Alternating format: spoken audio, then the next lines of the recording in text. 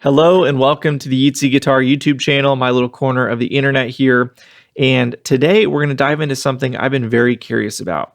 So we've got a 1968 Fender Princeton non-reverb here, and we've got a cathode bias resistor that is measuring out of tolerance. So it's currently measuring 1.7K when it should be a 1.5K. That's more than the 20% tolerance range there. So what happens if we swap this with another carbon comp that is that measures 1.5K exactly like this? This is a new old stock Allen Bradley. Will that change the tone? Is there any reason to really change those if they're out of tolerance? Let's go even further. What happens if I change that with a 1.5K carbon film? Does that do anything to the tone? Let's go one step further. What happens if I change that with a Vishay power metal film? This is a 2-watt resistor, completely different makeup than the other two. Does that change the tone? So all three of these resistors here measure within 5% of each other. So they're very, very closely matched. This one is 1.7K, so it is a good bit out, but not a crazy amount.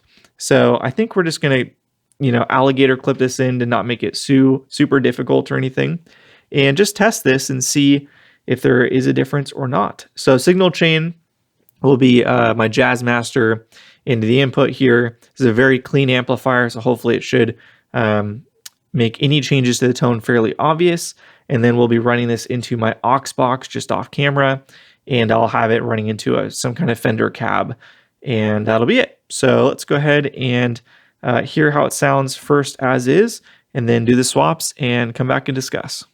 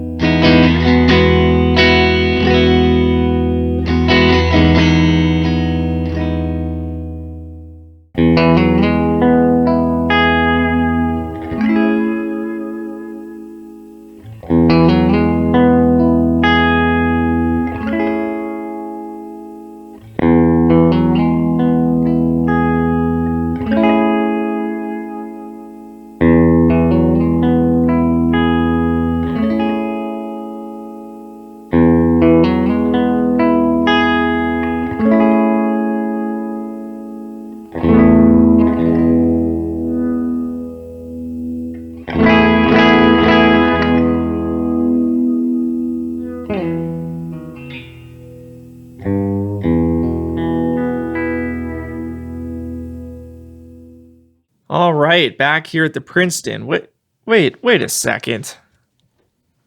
This isn't the Princeton. Oh, that's right. This is my 1959 all-original Fender Princeton.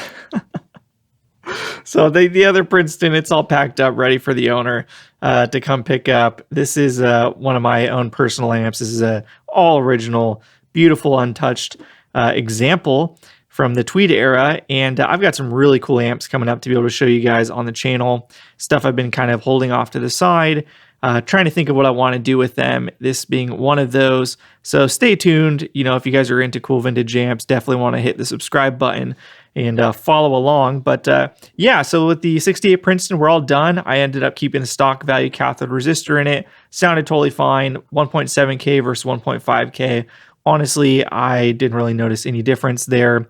Now, yes, to do it scientifically, that cathode bias resistor comparison, you would have to put a looper through it and just do the same thing over and over again. And I don't own a looper pedal, so my thought process was, well, if I'm playing it and I can't tell a difference, then the difference is probably not big enough to really care about anyways. So that's kind of why I did that. Maybe in the future I'll do a more scientific comparison of the cathode bias resistor, as well as an adjustable bias, changing the bias like I did for another video with that Princeton. But either way, I thought you guys might enjoy that, and I was curious myself, so I figured I'd film it either way. And my takeaway, honestly, it seemed like maybe the Vishay resistor was a bit darker, a bit fatter sounding, and maybe the carbon film was a bit brighter. It's kind of splitting hairs, to be honest. And, me, the way I attack the guitar with the pick might have shifted slightly between those, 2 minutes of setting it up for each shot. Who knows? I'm human. That just kind of comes with the territory. We're the players, not robots. So, you always have to factor that in. But either way, I thought it was interesting. So that amplifier is all done. It sounds great. Hopefully you guys enjoy kind of the new setup for recording and playing the amplifiers through the UA aux box. I'm really pleased with that as a solution. Being able to turn the amp up 8, 9, 10, and still have my daughter sleeping in the room nearby is just a godsend, to be honest. So I'm really happy with that. So it's a little noisy, admittedly, but overall, I think it's a really, really a great addition to the channel. So yeah, lots of cool amps coming up. Like I said, I got one more custom amp to get through, and then I can really focus on my own amplifiers. I'm going to take a bit of a break from doing any other people's amps and just really focus on mine. I got some really cool stuff that nobody's ever seen on the channel.